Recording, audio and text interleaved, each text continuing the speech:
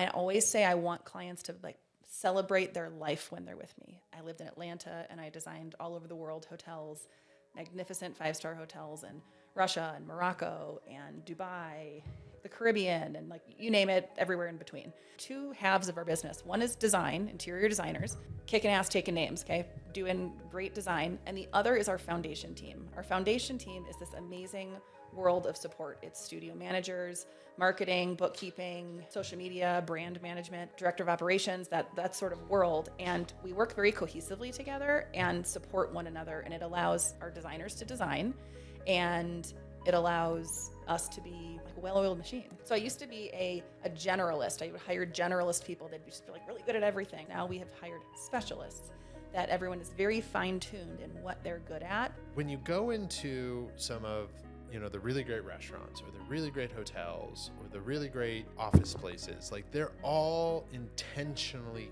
curated to give some sort of experience. Client experience is probably the word I have said the most in the last 3 years with the team.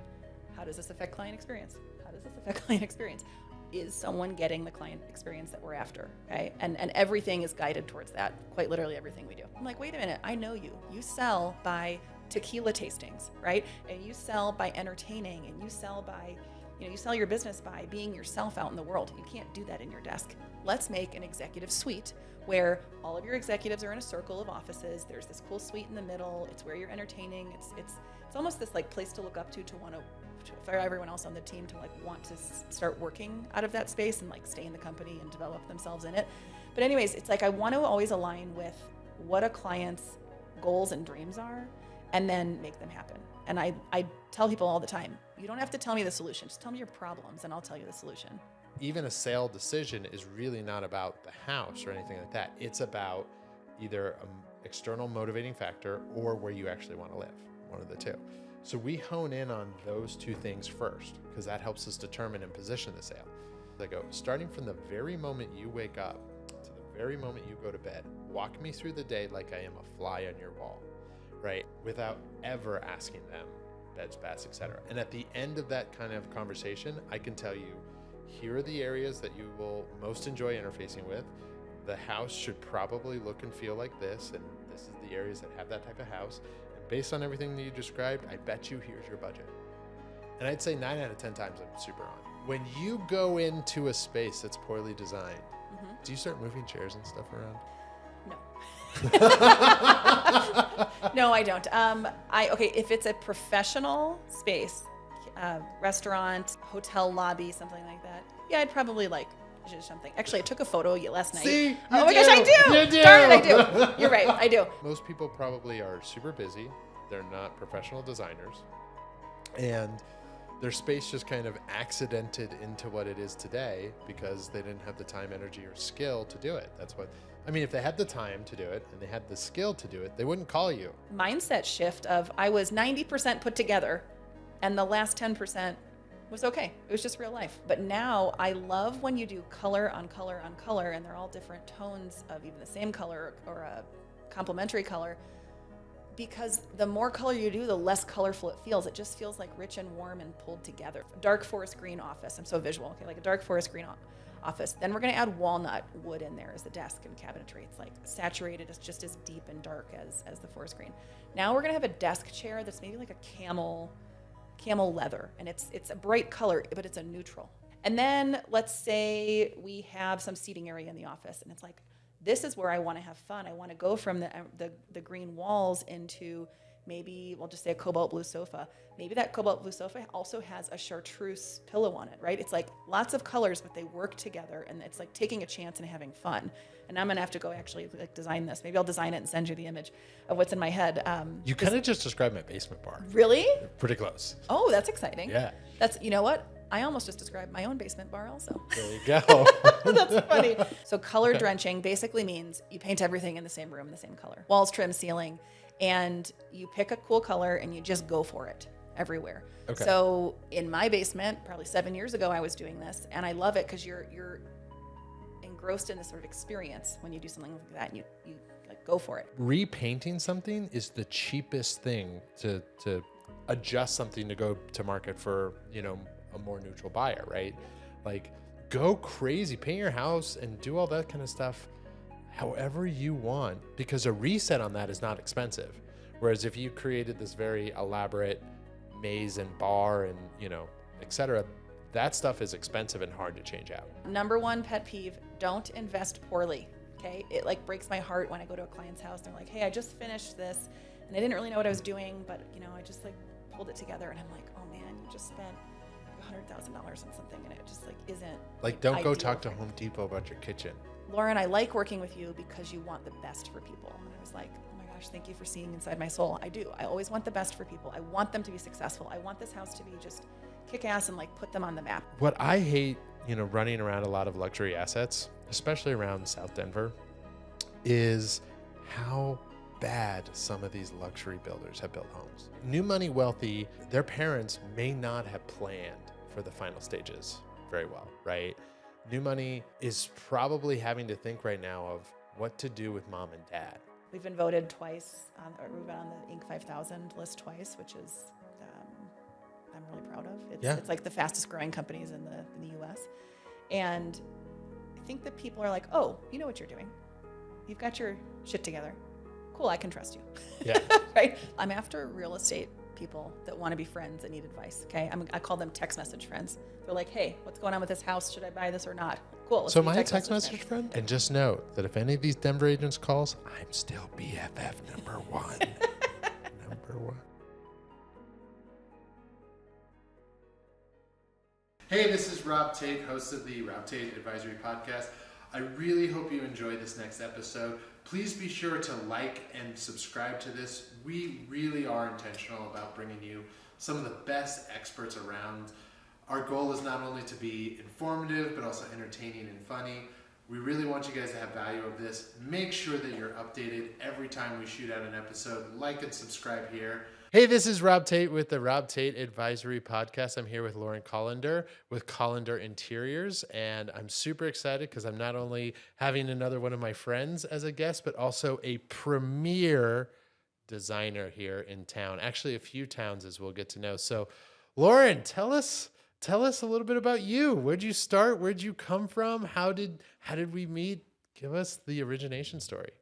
Oh my gosh, so many great questions. So I'm a interior designer. Okay, I own Lauren Collander Interiors. We're a luxury design firm. We have locations all over the Chicagoland world, and then also in Denver. So we're really happy to be here. We've been here for about 2.5 years. Fun, cool story. We're just across the street from you, which is convenient and exciting.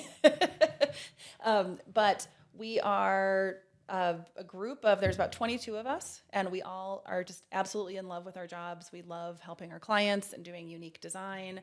And we care not only about the design, but also the process and like what a client experience through the design, through the design. I always say I want clients to like celebrate their life when they're with me. It's like, congratulations, you have made it. You are now in our studio, making your life what you want it to be, designing your kids' rooms, designing a space for togetherness for your family. Like you've made it. I always want people to also go on a date to lunch or something after a presentation and just enjoy their life. Like yeah.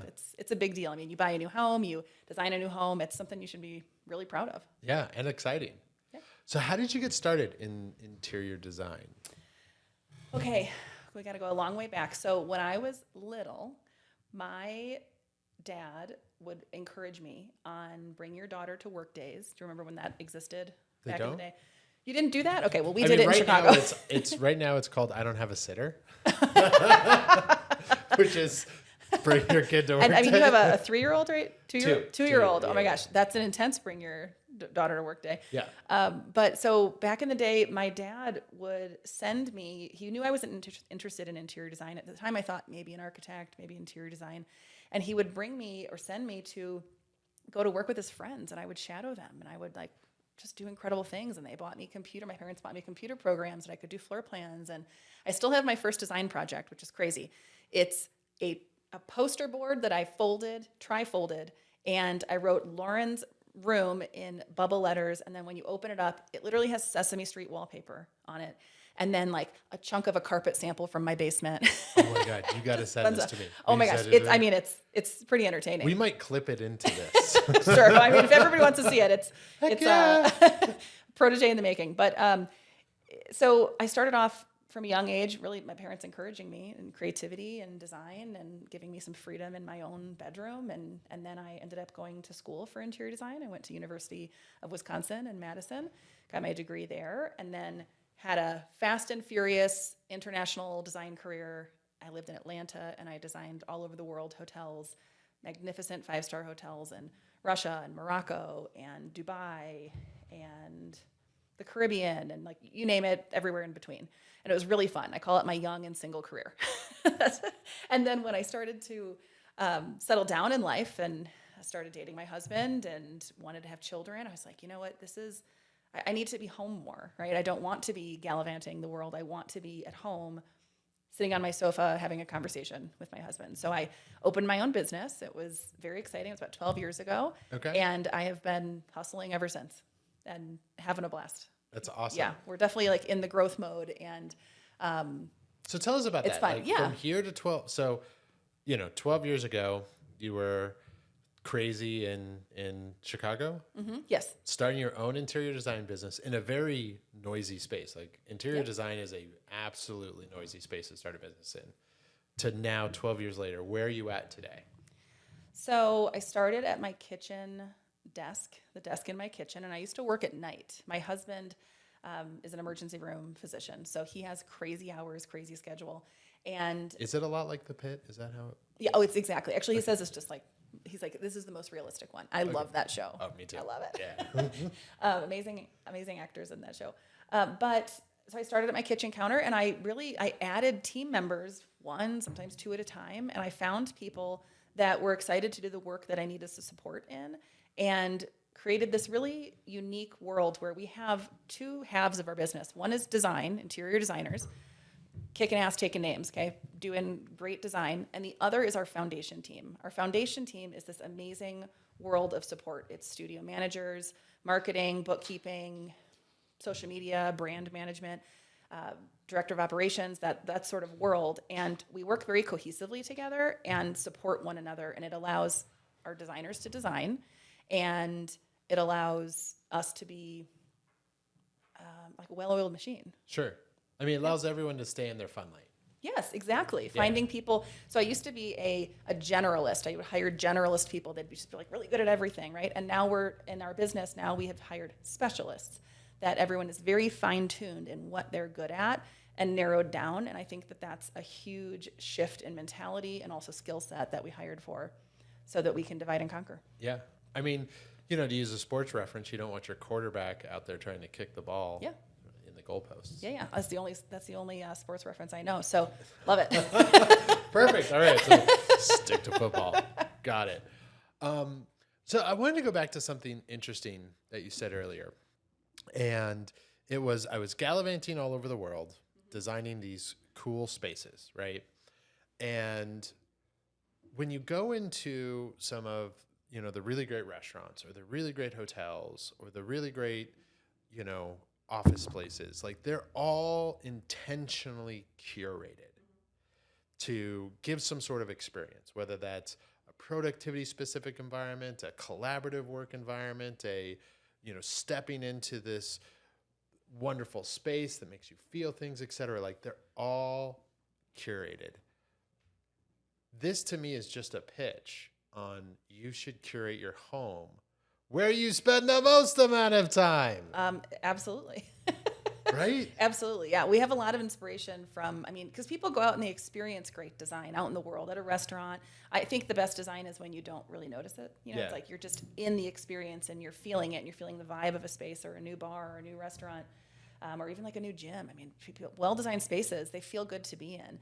And to bring that home is really important to make sure that you're living your best life and not only experiencing that when you're out in the world, but how often are you at home?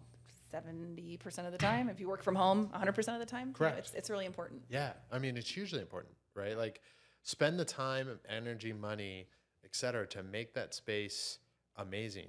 So how long would you say, like, if I had you come into my house and design something, how long do you think that design would be relevant to me? 10 years, 5 years? Good question. I would say that we're always asking people what their goals are. How long are you going to be in this home? Are you going to be in here for 20 years? Great, let's do exactly what you want. Are you going to be in here for 3 years?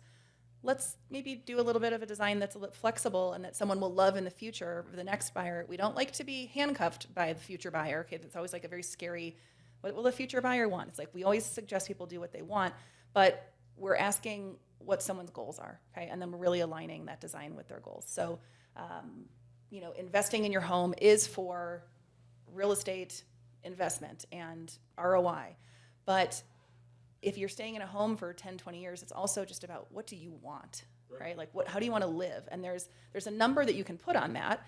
And part of our design process is to figure out what it's worth to someone. So a lot of times when we're designing, we'll design the dream and then we'll have, money's real, we get it. We'll have an investment conversation of, is this worth it? Sometimes we'll ask a real estate advisor of, is this a good idea? And we'll suggest a client, let's say maybe someone wants to make a bedroom into their primary closet, something like that. Is this a horrible idea? Should we do this in a way that can be easily flipped back, of course? And it's like this big, great, cohesive team to make sure you're doing what you want for yourself, but you're also thinking of in the future that it's a really smart investment, smart approach. Yeah. Well, and it also aligns you with all the different choice wheels that are important, right? Like, I think a big theme that's developing in my podcast is everyone that I have on is an absolute monster in their arena, right? Like, you are a fantastic designer and business owner, right? That is your strength zone. But you develop teams understanding that you service clients where the team all needs to have this one piece of input or this one piece of input so that the client has the best information available to make the best choices for them now and in the future. Mm-hmm. Yes. I call that client experience. We spend an enormous amount of time internally talking about client experience and what is from start to finish, like how are they feeling in our meetings? Like what are they experiencing and how are they taken care of? They need that text message or that email the day before a presentation as a reminder. Some of our clients need the hour before reminder because we know they're busy. We have people show up with a coffee, their favorite coffee order, right? And we remember it. It's important details that make it a fun experience for people as they're going through the process. And client experience is probably the word I have said the most in the last 3 years with the team. How does this affect client experience? How does this affect client experience? Is someone getting the client experience that we're after? Okay, yeah. And everything is guided towards that. Quite literally, everything we do. Yeah, and I think client experience, as you're saying it, I think you certainly go above and beyond. And I think how people feel about the journey interfacing with a business is almost as important as the result in our industries, right? If you're a doctor, I actually don't care if my doctor's a huge jerk. I don't care about his bedside manner, whether it's good, bad, or indifferent. I went to him to fix this very thing, and if he's not a great client experience, but my spine is perfect, dope, right? But in our industries, like me, did I get the house sold for highest and best? If I did it in a way where they don't feel great about it, I'm not getting referred, right? I'm sure if you deliver a space that getting to that result was not lovely, it doesn't work for them. Yeah, it's not fun. I mean, we're in this. I joke, but very serious that I just want to work with nice people. Okay, yeah. So nice people are important to me because I want to be integrated into someone's life. Okay, I was talking to someone earlier on your team, and she mentioned that she always becomes friends with your clients. I'm like, I love that. Right? So yeah, we typically do. It's lovely, right? But our goal is always to work with nice people, okay? Because we want this experience to be so fantastic and we want to integrate in someone's life. I want to work with their sisters, their parents. It's fun. I mean, we have a lot of families we work with where it's like a young couple that's like, hey, my parents are now moving into town. Can you help us? I'm like, absolutely. And you get to know this dynamic of the family and how they all live and how they integrate. And I mean, for us to be like, oh, so you guys are going to go over for dinner over here and your parents that we know are going to come over. It's like, we know what they need. It's really fun. And so we'll do a lot of clients' homes and we'll do our vacation homes. Sometimes we'll do their office. My favorite thing is to take care of clients. And so we have this one really fantastic client. It was probably 8 years ago now. We finished his home. Him and his wife were very happy. And then he was just casually telling me, hey, I'm building this enormous building and it's supposed to represent my brand and it's really stressful. And I was like, I can help you with that. And he was this owner of an enormous enterprise, we'll say. And his approach to this was, he's like, I'll just sit with everybody else. And I was like, what do you mean? Because it's hard to design for yourself, especially like in your company. It's like, I'll just be one of the people. I'm like, wait a minute, I know you. You sell by tequila tastings, right? And you sell by entertaining, and you sell by, you sell your business by being yourself out in the world. You can't do that in your desk. Let's make an executive suite where all of your executives are in a circle of offices. There's this cool suite in the middle. It's where you're entertaining. It's almost this like place to look up to want to, for everyone else on the team to like want to start working out of that space and like stay in the company and develop themselves in it. But anyways, it's like I want to always align with what a client's goals and dreams are and then make them happen. And I tell people all the time, you don't have to tell me the solution. Just tell me your problems and I'll tell you the solution. There you go. Yeah. So, and I think that's, really important to think about as a business owner, right? Like a business will grow around the founder and the owner. So that business probably operated inside of his home space and translating to his workspace very, very similarly. And the people that stuck around for all those years are probably just like him. Yeah. And so they probably appreciated the space just as much as he did. Yeah. Like he's not a fly on the wall. Yeah, exactly. And I think almost everyone that we work with is really down to earth when it comes to it. It doesn't matter if they're an executive. It doesn't matter if they're a doctor. It doesn't matter if they're anybody else. It's like they all want to feel normal. And part of, you probably have this too, we have to figure out what a client's normal is. Okay. Oh, for what sure. does it mean for you to walk in and be comfortable, right? What does it mean for you to live in your home office and just be working and not, like struggling at your desk? So how do you handle that? How do you like figure out a client's normal?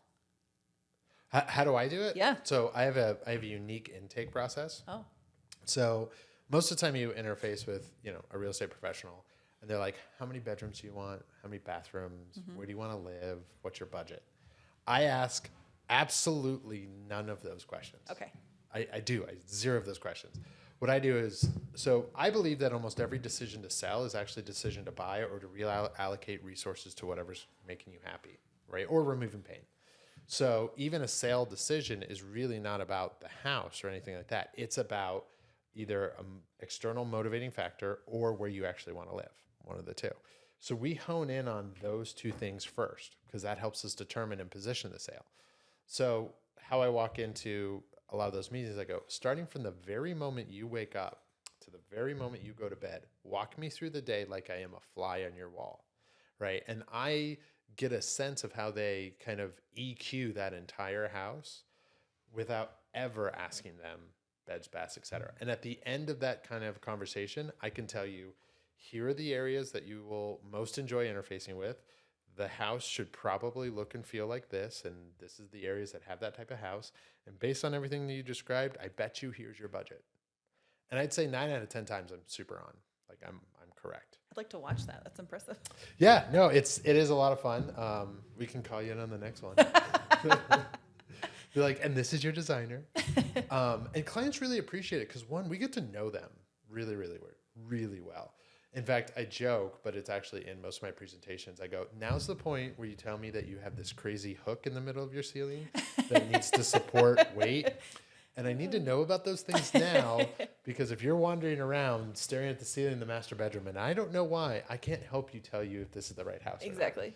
So when I say sometimes we can get intimate knowledge of our clients, I do mean that, right?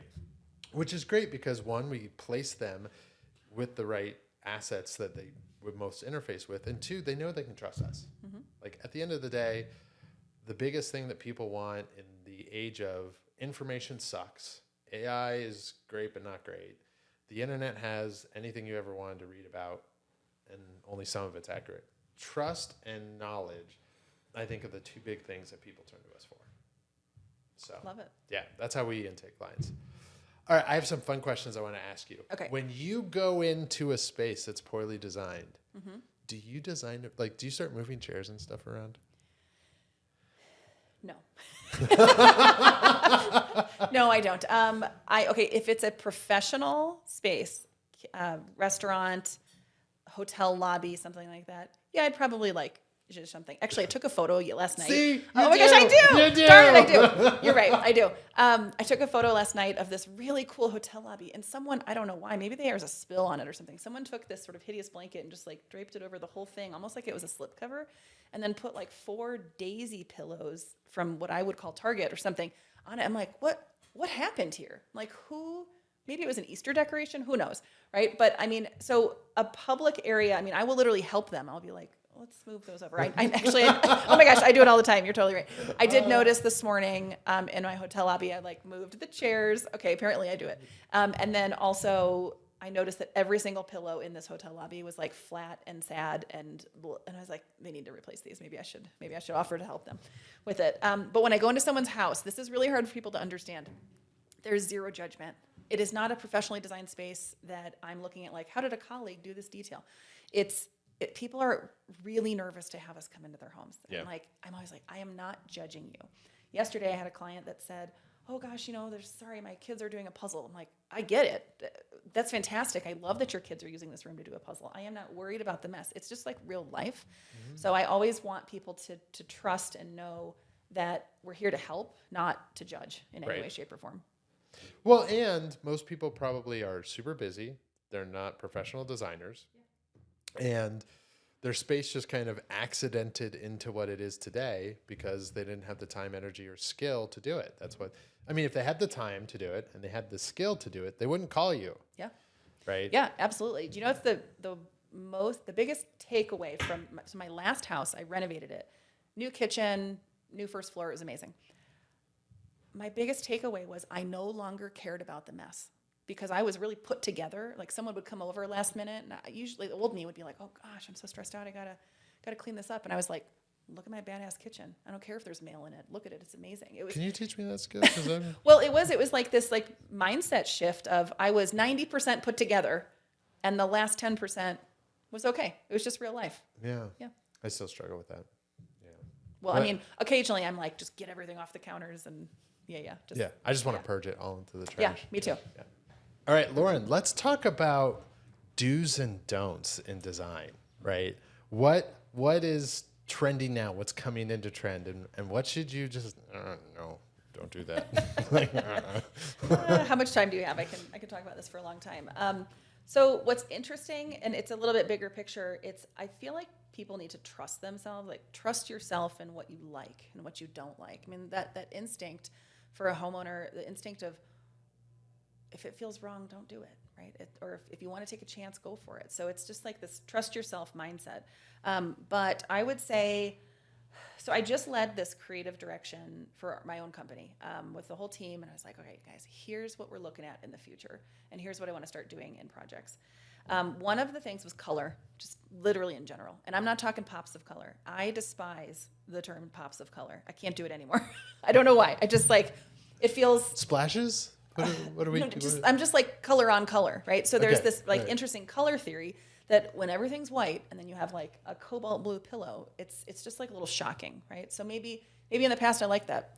But now I love when you do color on color on color and they're all different tones of even the same color or a complementary color, because the more color you do, the less colorful it feels. It just feels like rich and warm and pulled together. So I think people always think, well, gosh, like, can I paint my ceiling the same color as the wall? Yes, you can.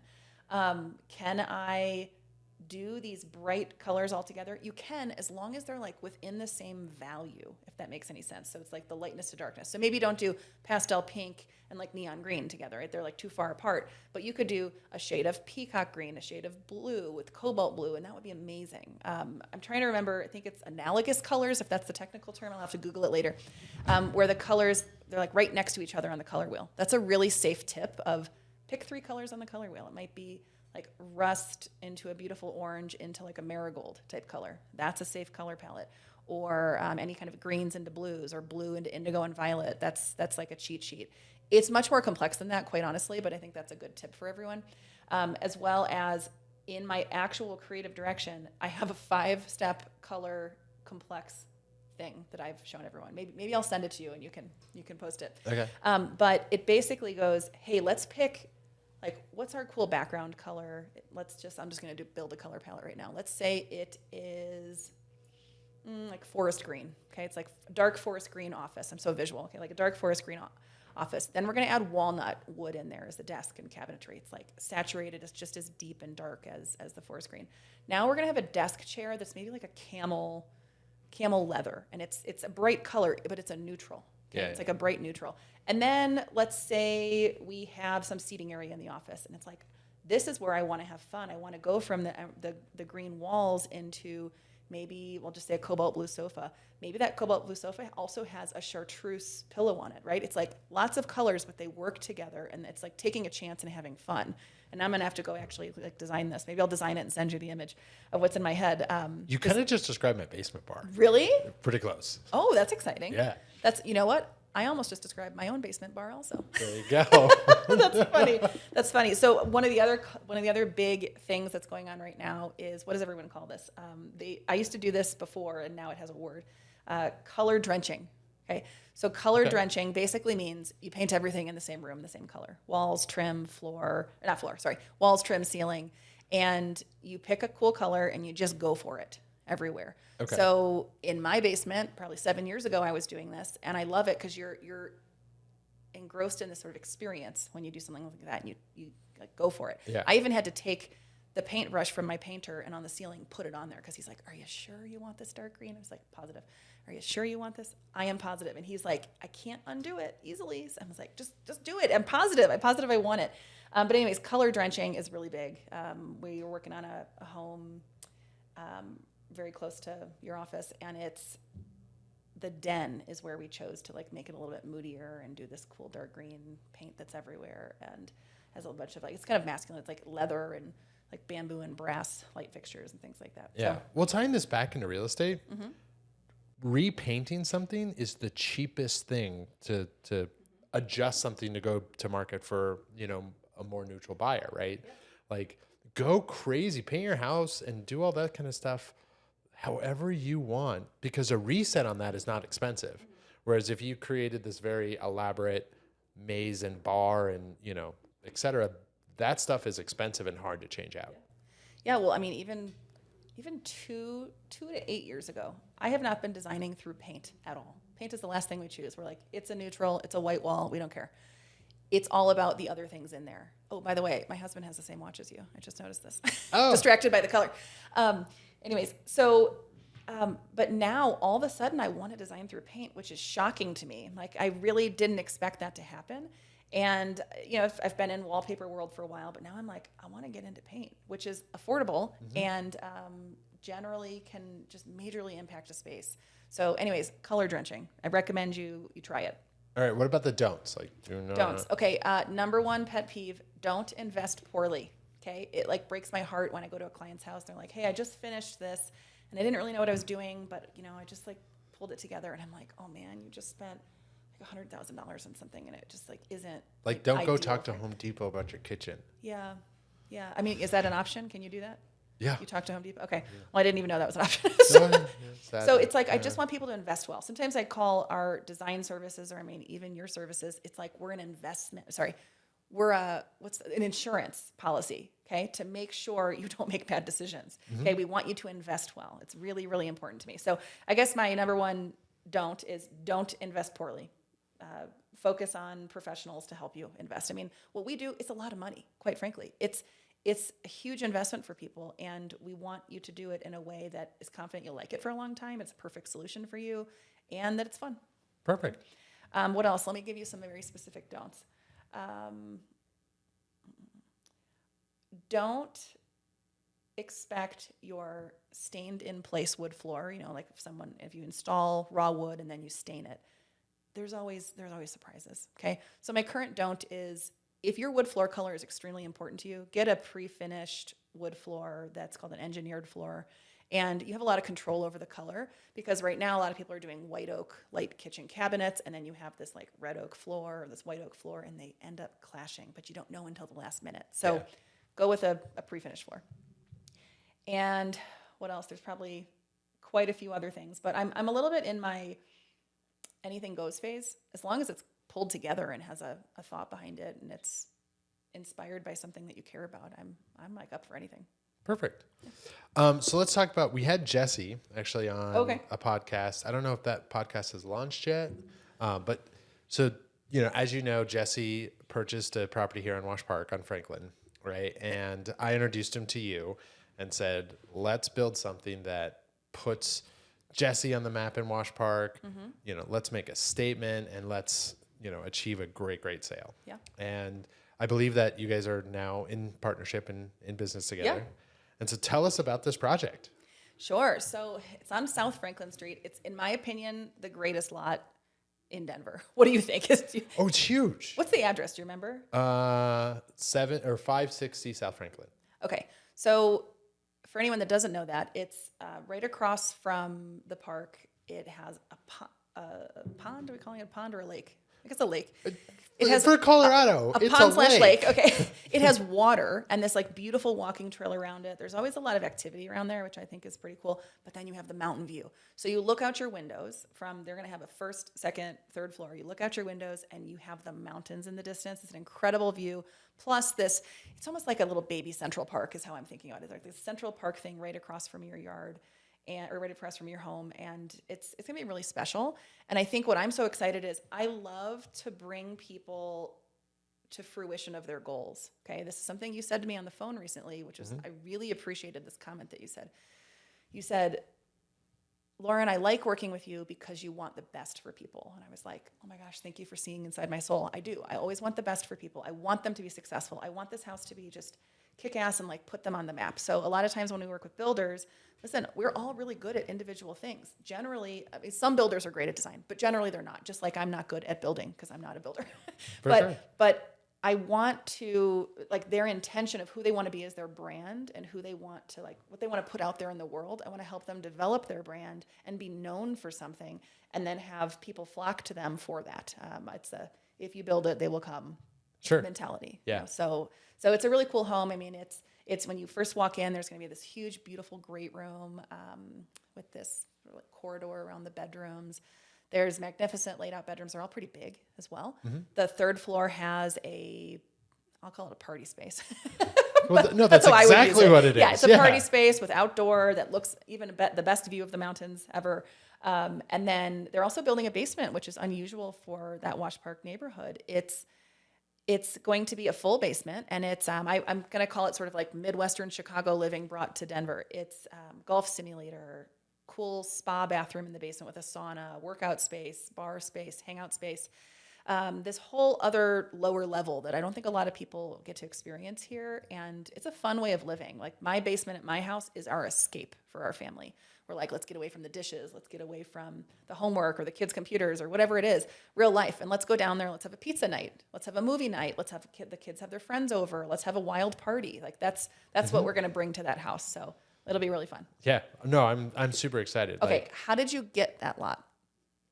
That was an impressive feat that you got that lot. I've been doing this a minute. Well, I think I told you. Another builder called me and was like, "Oh, I missed out on this amazing lot." And then you called me the next day and you were like, "Hey, I've got a great project. I think you'd be a great fit with these builders." And it was the same lot, so it was well sought after. So good job. Maybe that builder should have called me first. You never know. No, I'm super excited to bring that because what I hate, running around a lot of luxury assets, especially around South Denver, is how bad some of these luxury builders have built homes. Right? They don't think about the spaces, and the laundry room is too small, and the closets are too small, or it's just a weird wonky layout, or they're like, oh, we just had some extra space here, so it'll just sit there, or they build the ceiling's not tall enough, or they just make all these small tweaks, and I'm just like, this isn't great. When you're spending $3, $4, $5, $6 million, and people are walking in there being like, well, I can drive south for cooler houses. And I'm like, this is a great area. These are great places to live.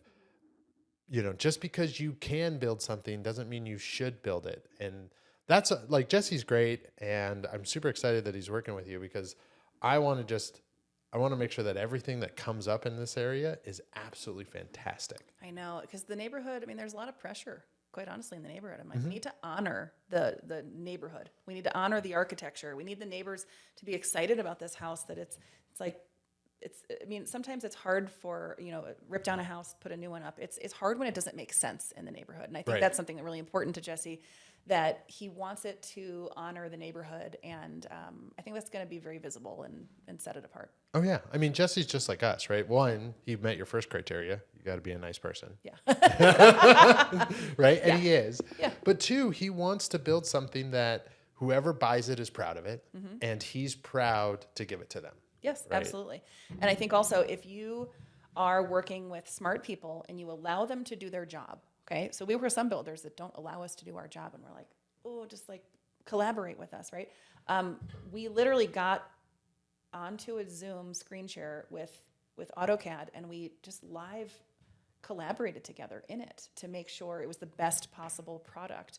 So, they're thinking through engineering and building and efficiencies through beam length and things like that, right? And I'm thinking, hey, when a client first walks into this home, guess what? They're going to see into that bathroom. That's not fun. Let's put that behind a corner, right? Yeah. Or we just came up with this great idea on the first floor. It could be a in-law suite, it could be a library, it could be a home office with a adjoining bathroom, and it walks out to the backyard. It's kind of separate. Like if I lived in the house, I would put my mom in there. It was almost like And I a would- mother-in-law flex reading room. Yes, thing. Yeah. yes, absolutely. And you could just have that. I mean, that's a place your kids could do homework. That's a place you could put an office, but it's 2 rooms next to each other. So if someone were to live there, they could have their own private living room and then their own private outdoor space and their own private bathroom. It's like this whole different world. You could also make it a primary suite. But when we were talking, I was like, listen, this library, it could be a great space to be enclosed and all by itself, or it could be great to be open to the great room. Yeah. Let's make this big movable wall. So let's give people the opportunity and the flexibility that it could be open. You could have it be a party, you could have it all open, or you could close off this oversized sliding wall and you could have privacy to read a book. Yeah. Or privacy to live in that space. I think that's massively relevant, especially with today's, I guess, new money wealthy. Okay. Right? New money wealthy, their parents may not have planned for the final stages very well, right? New money is probably having to think right now of what to do with mom and dad, right? And what this primary suite, kind of allows is it gives them an option to let mom and dad come in a little bit more, hang out there, have their own separatized spaces, et cetera, Yeah. all located there in the house, because I'm seeing more and more situations where all of my, clients that don't have generational wealth are turning up to take Yes. care of them. I think you're spot on Yeah. with that. And it's almost like a lot of people are just good children. They want to make sure they have a space just in case. Okay. So it's some of our clients buy a home with the intention of their parents moving into it. Some of them buy a home with the what if, and then they just always have a space. And usually it's this office that has a flip down bed. Someone could come stay there, or it could really quickly become a primary suite for someone if they need it. If someone gets injured or needs to live on a first floor, or just needs to be around you. Yeah. I didn't realize that. A lot of good people that are thinking about family first in their homes. Yeah. And it might not just be that's mom's place forever, right? Because Yeah. there are some really great facilities. There's some not great ones, but there's some great. But it's also the mom had hip surgery, and I'd rather have her here Yeah. than Yeah, it's a really good point. over there, right? Yeah. So I thought that was super clever when I saw the designs that were. Yeah, it's passing a through. really good floor plan. Yeah. Honestly, I'm jealous. All right. So tell us your ideal client. Ooh, okay. Our ideal client is someone that wants to be taken care of, is busy, and wants to allow us to be design experts and guide them through this process. We call it a guiding hand. We love when people have ideas and want to bring us things. It's not about that, but we have all of these amazing processes and procedures in our business to make it flow like a well-oiled machine, and we want people that trust us to do it. People that love design, people that value design, people that maybe have dreams. Okay, that's our very first meeting we call is our dream meeting. So when clients have a dream, hey, I want this work from home space that also I can have my dogs in and also look at my pool. Like, great, I'll figure it out for you, right? So the dreamer is part of it, but also we tend to have a lot of entrepreneurs that gravitate towards us, and I think it's because they recognize maybe our growth of our business. We've been voted twice. We've been on the Inc. 5000 list twice, which is I'm really proud of. It's, Yeah. it's like the fastest growing companies in the US. And I think that people are like, oh, you know what you're doing. You've got your shit together. Cool, I can trust you. Yeah. Right? Because I think there's sort of this level of trust, and especially with people that are busy. Okay, everyone's busy, right? But people that are busy, that some of our clients were like, hey, we're not going to bore you with the details. We're going to do one rendering. You're going to glance at it, and you're going to say if you love it or not. Okay, so like we'll take care of you in that way. Some of our clients want to see every single detail, and we're like, great, come on in. We're gonna walk you through all of this for the next 3 hours. Okay, and so our ability to be flexible in that world and to customize things. I mean, I think just any business owner, if you're not flexible with what people are asking you for, you're kind of up against, I don't know, you're not going to succeed, in my opinion. It's like, be flexible, listen to the people, listen to what they want, and then formulate a process around that. Yeah. I mean, at the end of the day, we work for them. Yeah, absolutely. Yeah, and it's a customized process around them. That's every one of our projects is. And it takes us forever to write a proposal for a project because every one of them is customized around their life. And it's really fun. I'm grateful for it. That's awesome. Yeah. If somebody wanted to, how do they get a hold of you? And you definitely want to. I'm after people. I'm after real estate people that want to be friends that need advice. Okay, I call them text message friends. They're like, hey, what's going on with this house? Should I buy this or not? Cool. So am I a text message friend? Yeah, you are. Okay. Yeah. I love it. I mean, because it's like people that are just, you're just like moving and shaking, and we don't have time for a Zoom call or even a phone call sometimes, right? It's like, should I do this? Like one of my favorite architects in Chicago is my text message friend. And I was like, hey, I'm about to buy this house for myself. Please tell me I can fix the outside of it. I just need your seal of approval that when I'm ready, I can do a renovation of the exterior. And he was like, yeah, I totally see the way to fix it. Cool, done, check. Like, not a huge conversation, but anyways, okay, how to find us. Okay, always our website. Okay, Lauren Collander, interiors.com. I joke that my last name is now a kitchen colander with 2 L's. Okay, so that's how I think people can remember it. But I do think our social media, honestly, is the best way to see behind the scenes. It's like where we show our true personality and our day-to-day behind the curtain, whereas our website is our professional portfolio. So depending on what you're after, you can go to either of those. You can send us a message. You could call. And Beth would be the one that would answer the phone. Beth's awaiting your phone call. Perfect. Yeah. All right, Beth. And just note that if any of these Denver agents calls, I'm still BFF number one. Number one. Perfect. Thank you so much for joining us today. It was a pleasure. Yeah, thank you. It was amazing. Appreciate it. Hey, this is Rob Tate. Thanks so much for joining us on this latest episode. Really appreciate if you'd like and subscribe for us. Also, drop something in the comments. If there's somebody you want to see, if there's a question you have, or you just want to interact with us on anything that was said, happy to do that. We're really looking forward to engaging with you. Like, subscribe, and catch you on the next one.